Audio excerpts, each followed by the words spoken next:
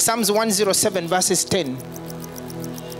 Before I introduce the topic for the day. Such as sit in darkness and in the shadow of death, being bound in affliction and iron. Any man who sits in darkness has a portion of affliction.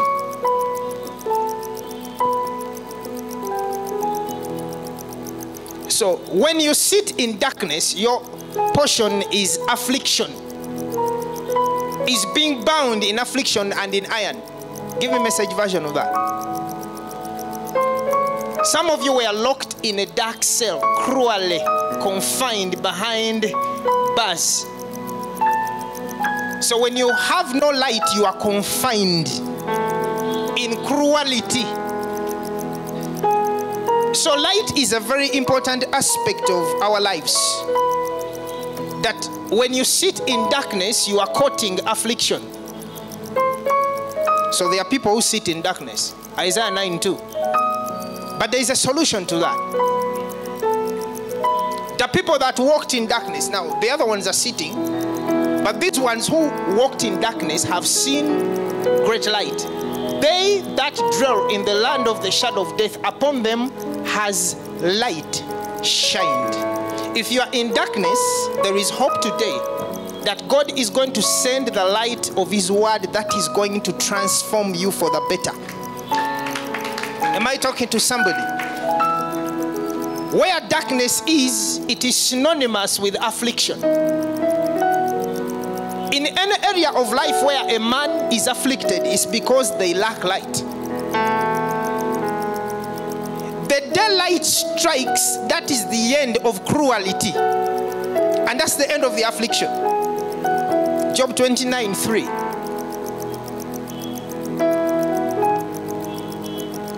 Job 29:3. This is Job saying, when his candle shined upon my head, and when by his light I walked through darkness. So you can have motion and progress in darkness as long as you have light. So where the absence of light is, everything stops. So it is only those who carry light that can have motion where everyone else is motionless. So Job carried the candle of the Lord upon his head, and he walked through the darkness. The Bible says, arise and shine, for your light has come, and the glory of the Lord has risen upon you. And then he said, behold, darkness shall cover the people, and gross darkness shall cover the earth. Darkness shall cover the earth, and gross darkness, Isaiah 2:2, shall cover the people. And then he says, but the Lord shall rise upon you. Why? Because his light has come, and his glory shall be seen over you. Next verse, this is the resultant effect. And the Gentiles shall come to what? To your light, and the kings to what? To the brightness of your rising. Light gives you position and makes you an object of attraction. So the Gentiles and the kings are coming. So you cannot find me among the lines of people who are waiting to see the president. No, he has to come to me by that light.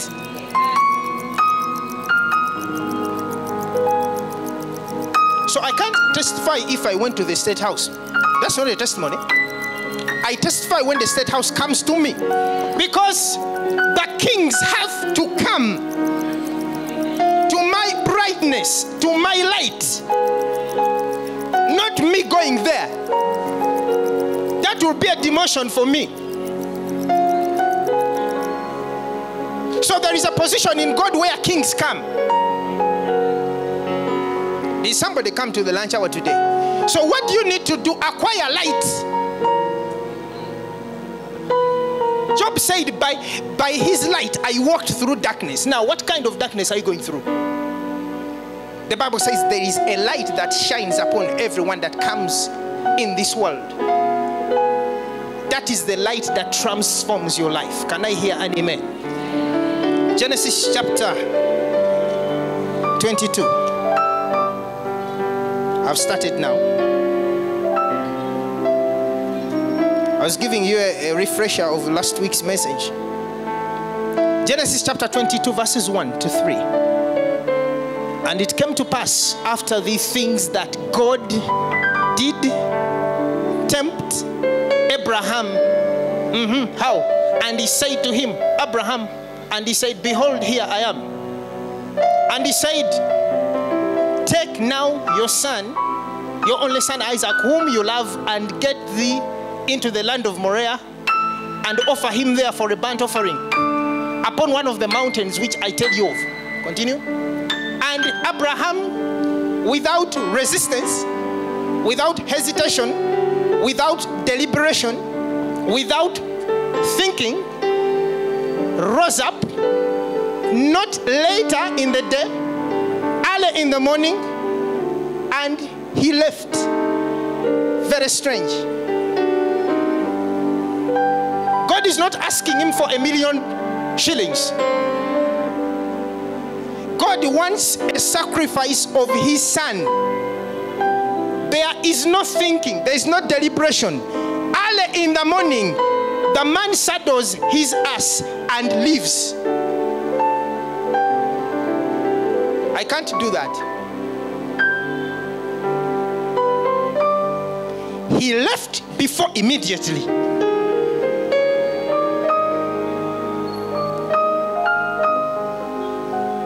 How can God come and talk to you about something like that? No consultation, no reactions, no negative response. Early in the morning, he gets his servants and off with the boy to do what? To sacrifice him. Why? God has said. Now you need to understand the background of this. This is not the first time God is giving Abraham instructions. It's not the first time. So, God did not begin giving Abraham instructions of offering his son that day. Abraham has been living by instructions. Amen. Genesis chapter 12. Let's look at where it begins. Now the Lord had said to Abraham, get you out of your country and from your kindred and from your father's house to a land which you don't know, which I'll show you, and I'll make you a great nation, and I'll bless you and make your name great, and you shall be a blessing. Continue. And I will bless them that bless you, and curse him that curses you, and in you shall all the families of the earth be blessed. Verses 4. So Abraham did what? Departed as the Lord had spoken. Now, if in chapter 12, assume God came and asked for Isaac, he wouldn't give him son.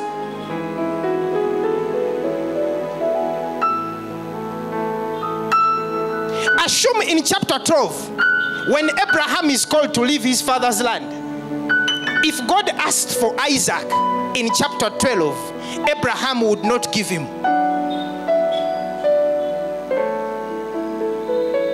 So, this was easier than sacrificing his son. Who has said? God. What has he said? Leave your country and your kinsmen and go to a place. Abraham, where are you going? I don't know. Why are you going? God said, I go. Are you a fool? I don't know. What are you doing? I am obeying God. What has he said? Leave your place and go to another place. And Abraham left. By then he was called Abraham. He left. He left. So God is not going to give anybody a serious instructions without you going through simple instructions. If you think God is going to ask you for a sacrifice when you have a problem with a tithe, forget. He did not do it with Abraham. He didn't start by asking for him, from him his son. No. He started by giving him instructions that Abraham could follow. Am I talking to somebody? So this is not the normal of doing things. God cannot walk to me and ask me for my son and I just follow and go. No. This was a venture which was rooted in relationship. Everyone say relationship. This was a high level engagement. That a one-day Christian cannot stand this. This level of sacrificing your son is not a one-day thing. It's not a one-day relationship. Otherwise, you will get offended. This is relationship built with time and proven. Where God asks you for your son, your only son, and you don't deliberate. You simply give in the boy. Relationship over a time. Not simply relationship, but proven. Everyone is a proven relationship. So, Abraham immediately departs. Why? He had a deeper relationship with God. To take that kind of high-level risk demand from God. Relationship. Everyone say relationship. Genesis chapter 13. I'm going to give you a number of scriptures. Verses 14. Thank you, Jesus. And the Lord said unto Abraham, after Lot was separated from him, lift up now your eyes and look from the place where you are, northward, southward, eastward, and westward. For all the land which thou seest, to thee will I give it to thy seed forever. And I'll make thy seed as the dust of the earth, so that if a man can number the dust of the earth, then, come on, give me the verse where I've been. So that if a man can number the dust of the earth, then shall thy seed also be numbered. Continue. Arise, walk through the land in the length of it and in the breadth of it, for I'll give it to you. 18. And Abraham removed his tent that day and came and dwelt in the plain of Mamre. What is he doing? He's responding to a divine dictate. He did not go the following day. After God spoke, Abraham removed his tent and went in the plain of Mamre. No asking questions. Why? Relationship. You cannot tell me to leave my home. You cannot tell me to leave my house in Chitemu and go where? And rent? It takes high-level relationship for God to do that. For God to tell me to sell my house, it's high-level relationship. Am I talking to somebody? So Abraham responds and leaves before immediately. So give me your son was not a new thing. It only scares you who reads it for the first time. To Abraham, that was not scary. Why? He has been building a relationship with God over time based on divine instructions. Whatever God says, Abraham responds. Whatever God says, responds. Leave your home, he goes. Move into the land, he moves into the land. Amen. Now, before the instruction of giving his son, there are several instructions that Abraham was responding to. Amen. So in verses 18, Abraham moves his tent in response to God. So, after these accounts, you can witness with me that it was easy for Abraham to offer his son. Because he used to engage every little instruction. What has God said? I'll do that. What has God said? I'll do that. What has God said? I'll do that. What has God said? I'll do that. And when God gave a tough instruction where not many people would respond, Abraham responded. Why? Because he knew the sequence. So God cannot give you a big instruction when you don't respect the little instructions he gives you. Did somebody come to the lunch hour or not? So, Abraham has been obeying instructions. Instructions. Genesis chapter 22 verses 16. Shukorobobo. Now, after Abraham figuratively offers his son as a burnt sacrifice. Remember, before God has been telling him about his seed becoming great. Are we together? Now, in verses 1, he has offered. Let's read that again. In verses 1, God commands him to go and offer his son. It came to pass after the things that God did tempt Abraham and said to him, Abraham, and he said, behold, and he said, take now your son, thy only son, Isaac, whom thou lovest, and get thee into the land of Moriah, and offer him at the burnt offering upon one of the mountains which I'll tell thee for. Continue. And Abraham rose up early in the morning and saddled his ass and took of his 2 young men with him and Isaac his son, and cleft the wood for the burnt offering, and rose up and went to the place of which God had told him. Now he has gone. Now go back to verses 16. Give me verses 14. Give me verses 12. I think it's 12. The one I want. Verses 12. And he said, lay not thy hand upon the lad, neither do thou anything unto him, for now I know. What do you know? That you fear God. Now, what has happened before? Leave your country. He leaves. He's not yet proven. God has said, leave your country. I have left. It does not mean that you fear. So you need to go through a test that will prove your followership and relationship. Now, he says, now, for now, I know. Now, what have you known before? That you fear God, seeing you have not withheld your son, thy only son, from me. Continue. And Abraham lifted up his eyes and looked, and behold, behind him a ram caught in a thicket by his horns. And Abraham went and took a ram and offered him for a burnt offering instead of his son. Continue. And Abraham called the name of that place Jehovah Jireh, as it said to this day, in the mountain of the Lord it shall be seen. Continue. And the angel of the Lord called unto Abraham out of the heaven, which second time? The second time, and said, this is God speaking, by myself have I sworn, says the Lord, for because you have done this thing. Which one? Offering his son, and have not withheld thy son, thy only son. Continue. That in blessing I will bless you, and in multiplying I will multiply thy seed as the stars of the heaven, and as the sand which is upon the seashore, and thy seed shall possess the gate of his enemies. Abraham had these promises before, but they did not have an oath. So God was willing to perform them or not perform them, because there was no oath. When he released the sacrifice, the Lord re-echoed the same promises, but this time he attached an oath.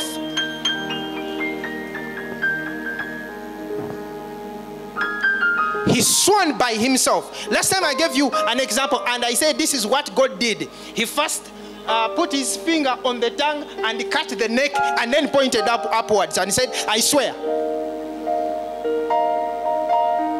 In blessing, I'll bless you. In multiplying, I will multiply you. Why? Abraham moved in obedience to God. So obedience cannot be picked just cheaply by the roadside. No.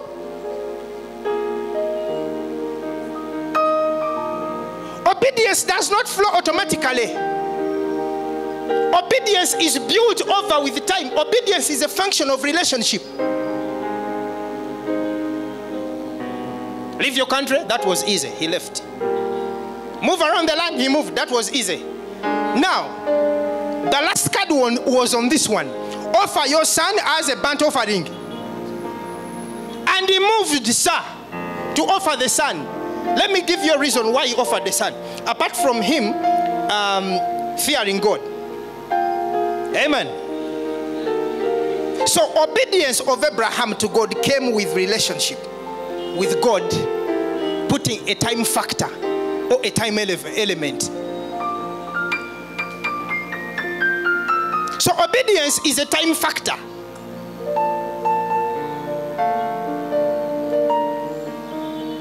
There are things that God cannot tell me to do because I am not at that level. God speaks to everyone according to their level. If you cannot pick instructions to do from the word of God, God cannot give you a rhema word.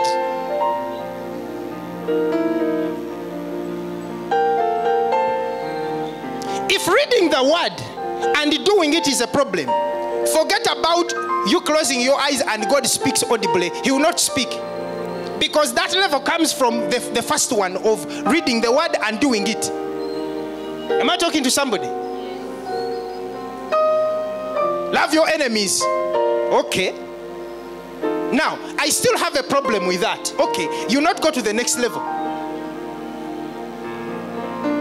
God cannot give you a second instruction when the first one is not done. Because the second instruction comes immediately, you follow the first one. So, when God gives an instruction and you don't do it, he will not speak again on the same matter.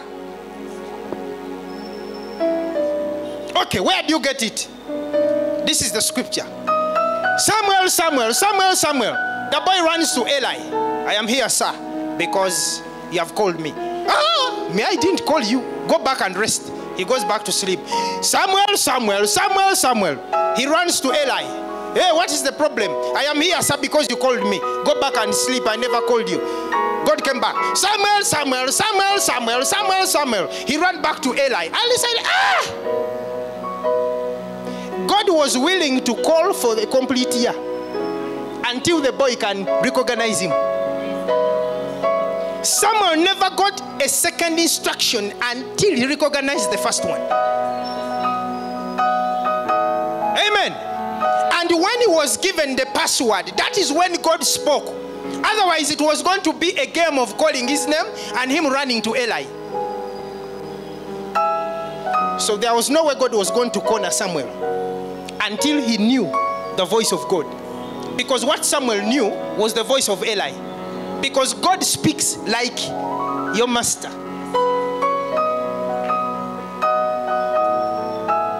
The voice of God is not different from the voice of your bishop in this setting. The voice of God is not different from the voice of Dr. Hanning in my setting. So when Dr. Hanning comes here and gives you an instruction, you are free not to do it. Why? He's not your father. Am I talking to somebody? So obedience is built with time elements. Because you need to prove certain things. Even God is not going to start on you without you building a relationship with him. And the easiest way of building a relationship with Christ, there are two ways. One, studying the word, and two, worship. The shortest cut to spiritual growth, listen to me, is to be a worshiper. Period. Because in worship you are actually singing scripture. That's why there are songs I don't agree with. I don't care what you think. Okay.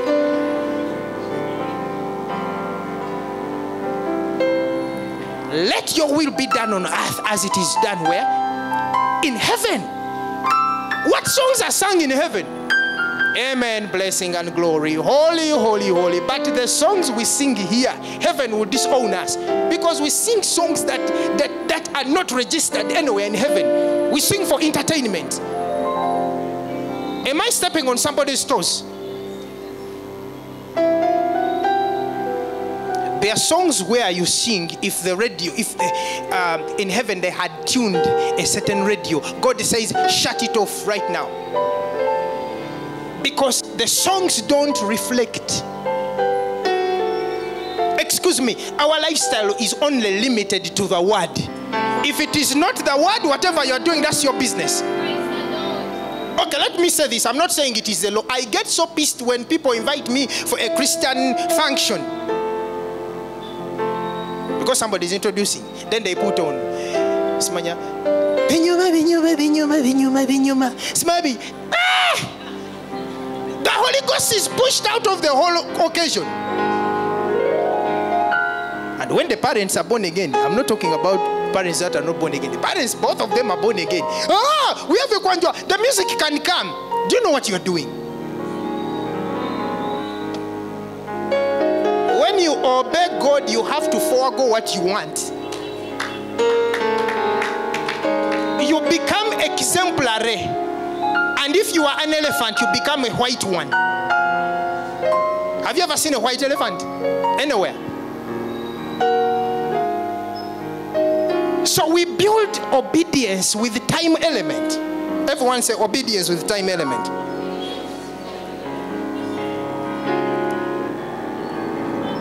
Hebrews chapter 11 verse 17. We are looking at the obedience of Abraham. By faith, when he was, now in Genesis said tempted, here he says when he was tried, offered up Isaac, and he that had received the promises offered up his only begotten son. Why? Next verse. Of whom it was said that in Isaac shall your seed be called. Accounting, this is where the power is. Accounting that God was able to raise him up even from the dead, from whence also he received him in a figure. Why? It comes from Genesis 18. Give me Genesis 18:21. I join these two together and I explain how Abraham offered up his son. Is it that one? I'll go down now and see whether they have done all together according to the cry of it, which is come, and if not, go to verses next.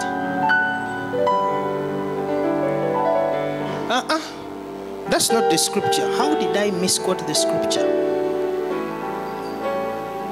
This scripture, God comes to Abraham and tells him that I am going to make a covenant with your son Isaac. Amen. God came to him in Genesis and said, I am going to make a covenant. And then he said, the covenant is not going to be with Ishmael, it's going to be with who? With Isaac. So God promised to make a covenant with Isaac before he asked Abraham to sacrifice him. Now, Abraham, knowing that the covenant is with Isaac, not Ishmael, God comes in chapter 22 and says, offer him. But Abraham knows that this boy is a boy of the covenant, that God has covenanted, that is going to place his blessing and covenant upon Isaac. Now he wants him offered. Now, in Hebrews he says he was accounting that God is able to bring him back from the dead. Why? Because there is a promise concerning that boy. Whether you slay him or you don't slay him, whether he dies, he must come back to life. So I will offer him. Why? God said the covenant is with him. Now he wants him dead. Now I'm accounting, because he said he wants him dead, I'm accounting that if I kill him, relationship, he's able to bring him back. So boy, come here, get a knife, man, I'm gonna kill you. Why? I know, I'm fully persuaded, because God said the covenant is with you. I am going to kill you because I know even if I kill you, God is gonna bring you back to life. So it was an offering based on revelation of what God said.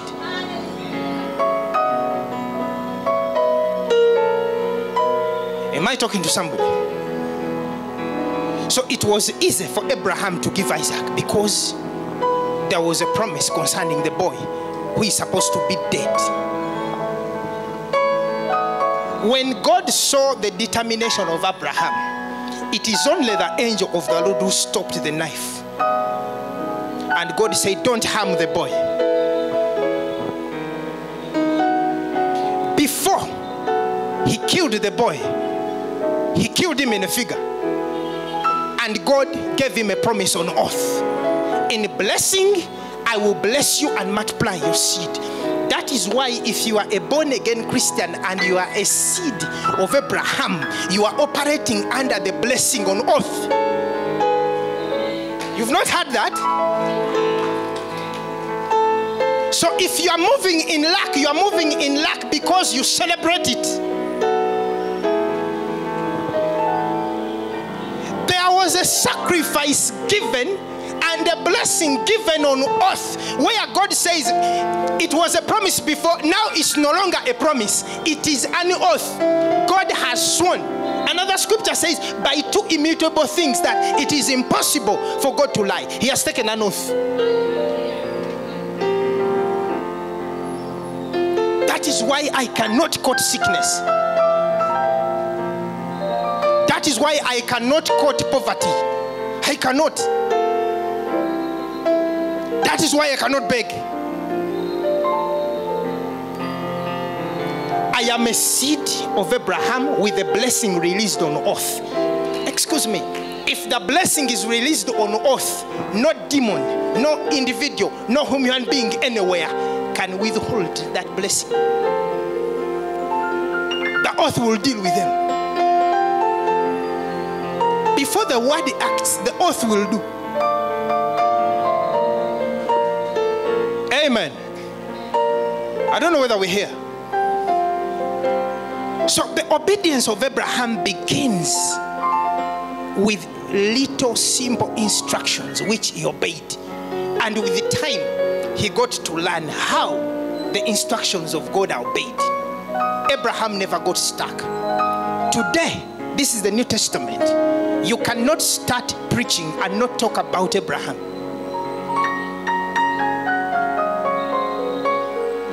In fact, Abraham is the father of faith. Why? What a title. Jesus does not carry that title. Jesus is not the father of faith.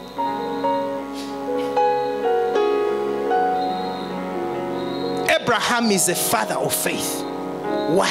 He obeyed God. And he taught his children how to obey God. Because the next scriptures I'm going to give you are talking about Isaac. Give me Genesis 26. Verses 1 to 6. And there was famine in the land besides the first famine that was in the days of Abraham. And Isaac went to Abimelech, the king of the Philistines, unto Gerar. And when he arrived there, there was also a famine, because this famine had hit the whole region and food was only in Egypt.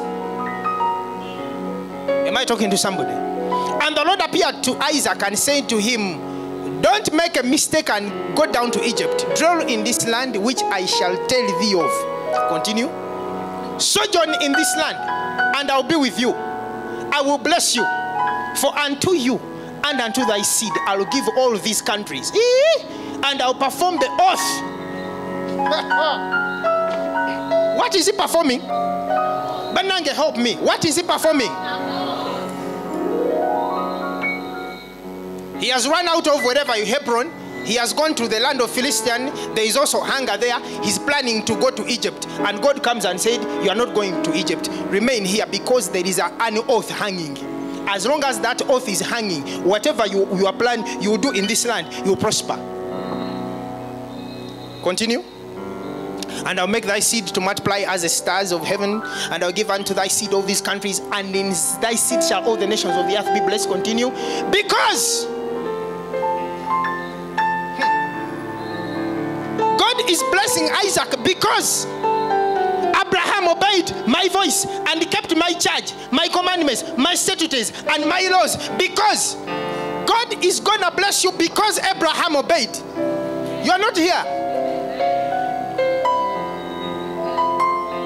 Now, if I stand on that scripture alone, I don't need to have faith. There is somebody who obeyed God, and God blesses Isaac because Abraham believed, because Abraham obeyed. So I am going to bless you, I'm going to multiply you because of Abraham's obedience.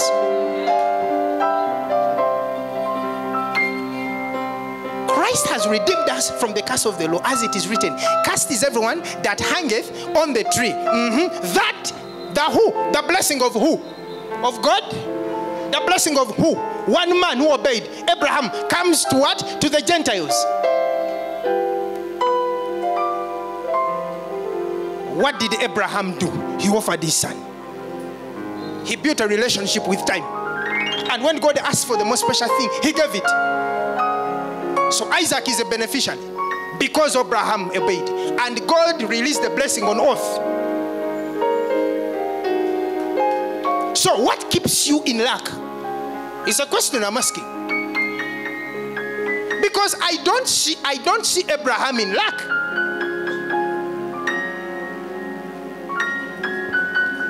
Some people think poverty is synonymous with righteousness. No. You remember the story of the rich man and Lazarus? Where did they meet? The Bible says Lazarus used to desire. he desired to be carried to the gate of the rich man. It was his problem. He did what? He desired. And the Bible says the desire of the righteous man shall be granted. So Lazarus desired that they carry him to the gate of the rich man. Look for the scripture. And after that, he desired that he may eat the crumbs that fall from the table. God has no problem with your desire. As long as you're a righteous man, it shall be granted. Give me that scripture, sir. Riba zakante leba. So Lazarus died, and the Bible says the angels came and carried him to the bosom of the most wealthy man, Abraham. And the rich man died, and he went to hell. Listen to the power of wealth. And the rich man who was in hell talked to the rich man who was in heaven and said, can you send that poor man, Lazarus, to dip his finger into the water and come and cross over and come to hell and help me?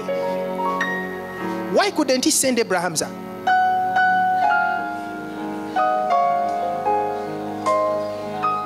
Send Lazarus that he may dip.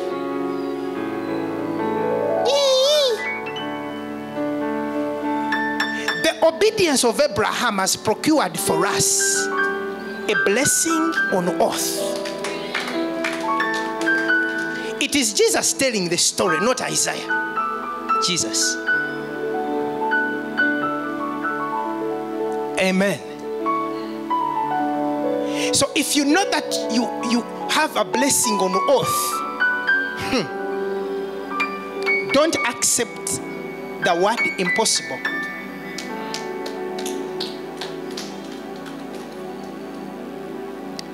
26th of last month, September, we laid the foundation of our structure, our church. 26th of September. It is almost 1 month. We are on a roofing stage.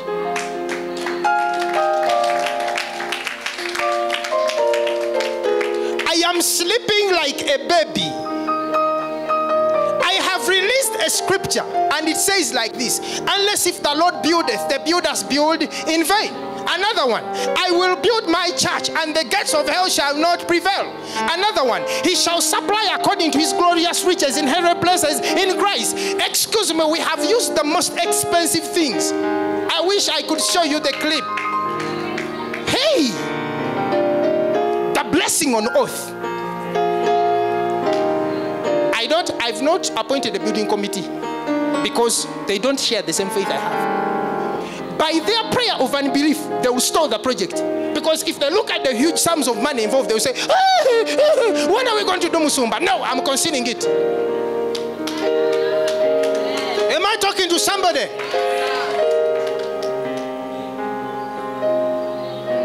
We're about to start the project, and I said I need money somehow, and the lady had a need. She had a need for rent. Man, I went and withdrew 200,000 shillings and sold it in that woman. I went ahead and also withdrew another 500,000 and sold it somewhere up.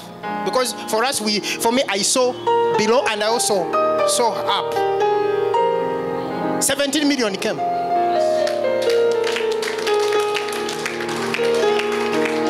Where did it come from?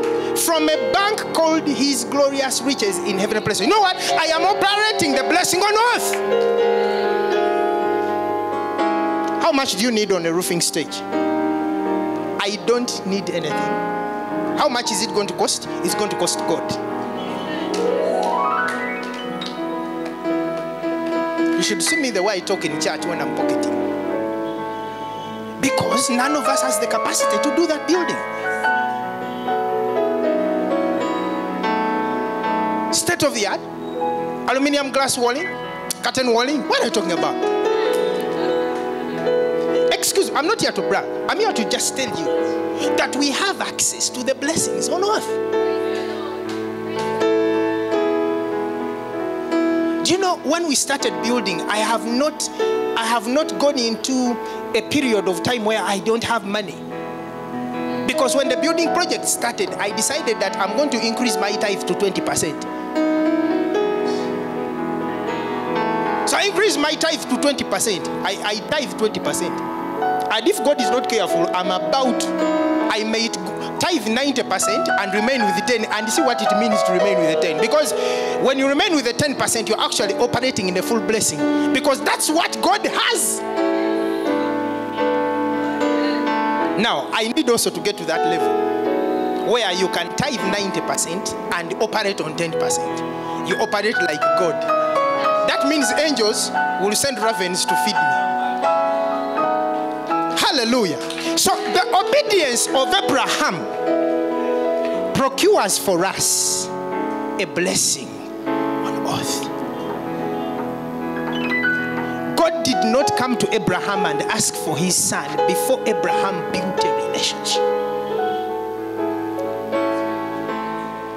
God, sometimes there are things he's not going to tell you because you will die when he tells you. This is my only money left in my pocket and God wants it. Relax, keep it. You are doing him a favor of him not releasing to you. Because you are not at that level yet. Why? You have not cultivated relationship where you take instructions little by little. I was telling people at church, if you struggle with giving a tithe, forget about a sacrifice. When we are talking about sacrifice, we are not talking about you. Amen. Levels. Obedience grows with levels. And you can never graduate in the game of obedience. You can never. Jacob also did the same thing. He responded to God. Genesis 31:3. As I hit a close. Is somebody following me? And the Lord said unto Jacob, return unto the land of your fathers and to thy kindred, and I will be with you. And Jacob sent immediately and called Rachel and Leah to the field unto his flock. And he said unto them, blah, blah, blah, blah, blah. But when God said move, he responded. Why? He had seen it with his grandfather. Some of us think that Abraham first died, then Isaac died, then Jacob came on the scene. No. When you work out their ages, you discover that at one time, Abraham was alive, Isaac was alive, Jacob was alive, and the 12 patriarchs were also alive when Abraham was still around. Work out the calculation, you're going to see it. Because when you say Abraham, Isaac, and Jacob, you think Abraham has died, now you're dealing with Isaac. No. At one stage, those fellows were all there on the same mountain. So what they saw their father duplicate, Abraham, that's what they duplicated. And Abraham is the rock from which we are hewn. If you don't know, and Christ came to connect us not to the blessing of heaven, because the blessing of heaven cannot help you here. The blessing of heaven is spiritual. Jesus came to connect us to the blessing of Abraham, which blessing culminates into material. Are you here?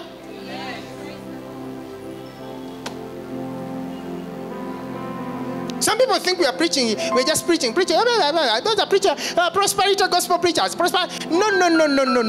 It's not just prosperity gospel preaching. This is the real message. You cannot follow God and look like a dog. Why? Seek first the kingdom of God and his righteousness. And how many? All. How many will be added? All. How many will be added? All. Now, if you are not seeing them, who is to blame? You are blaming God? God, why haven't you blessed me? Oh, I haven't blessed me, Lord. Lord, why haven't you blessed me? Don't you see? I'm giving my tithe. I'm giving my offering. You have not blessed me. Relationship. Relationship gives you access. How do you explain the prodigal boy? He went and asked for his portion and he went and squandered it. He spoiled it. Do you know what happened, sir? Because of relationship, he came back for more. And when he came back, thank God he came back, because that's when his elder brother's eyes were opened that whatever his father had was his. He was working like a servant. And his father never even gave him a kid of a goat to roast with his friends. And when he was told that the fatted cow has been killed, he became angry. Don't be in a kingdom and be like a slave. The blessing of Abraham, who obeyed God, was released on oath. If it worked for Isaac, in a dry spell, he sowed in the land, but because there is an oath to bless him, because one man obeyed, he had returns 100-fold, and the man waxed great. Excuse me, you are about to begin living a lifestyle that does not reflect your income. You are about to. Where we are in Chengera, we are dealing with a rural community. People selling tomatoes, selling what. People selling ice cream, others working in the market. Man, how do you put up that building? Because when I'm charging, somebody comes with 1,000, Pastor, this one is for building. Another one comes with 500, another one 3,000, another one 7,000, another one comes with 5,000. Pastor, this is for building. Hey, the project is moving, man. Very fast. Because these people are not operating this economy. It's not what we're operating. Whatever they bring, I don't know how God multiplies it, and before you know it, angle lines are there. Blessing on oath. Abraham obeyed God. Why? He built relationship with time. So what am I supposed to do as me? Jesus gave a story of two sons, and he said there was a certain man who had two sons, and he told one, go into my vineyard and work. And then he said, I'll go. But he did not go. Another one, he told him, go into my vineyard and dress it. And he said, I'll not go. But he ended up going. And Jesus asks a question, who did the Father's will? And they all responded, the one who went. God is not looking for people who are going to say yes, but they have no works. If you are here and you are a yes, but you don't have works, you have no room.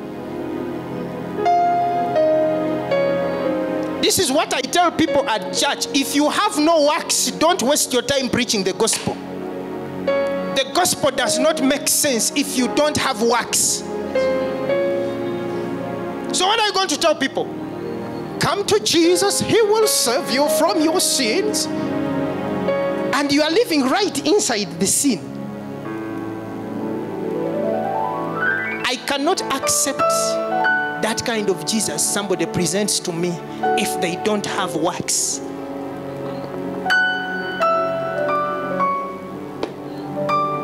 Obedience is a work we do to God. Jesus had to learn obedience by the things that he suffered. So we learn obedience. Why did Jesus have to learn obedience? Jesus had no prior exposition to suffering. He created everything. He had never suffered before. When he was sent here, he came to suffer for the first time. He was living in glory. He never knew what suffering is all about. So he came and learned obedience through suffering. That is what he did. The Son of God learned obedience. Now, me, the Son of Man, I'm not going to get obedience automatically. I must learn obedience when I read the scriptures. Now, when you get your word, when you get the Bible to read, what instructions do you pick to do? That's my challenge for you. And if you pick them to do them, the question is, do you do them? Or they simply become grammar?